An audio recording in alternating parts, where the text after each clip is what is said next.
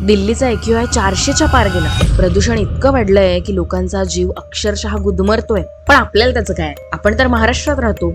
आपल्याकडे वायू प्रदूषण उत्तर भारतासारखं वाईट नाहीये. आपली हवा शुद्ध आहे असं तुम्हाला वाटत असेल तर थांबा. महाराष्ट्रात मागील काही वर्षात हवेची गुणवत्ता सतत ढासळते. केंद्रीय प्रदूषण नियंत्रण मंडळाच्या माहितीनुसार महाराष्ट्रात मुंबई, ठाणे, नागपूर, पुणे, नाशिकसह 25 शहरं अशी आहेत जिथे AQI सतत वाईट असतो. पण हे AQI म्हणजे नक्की काय?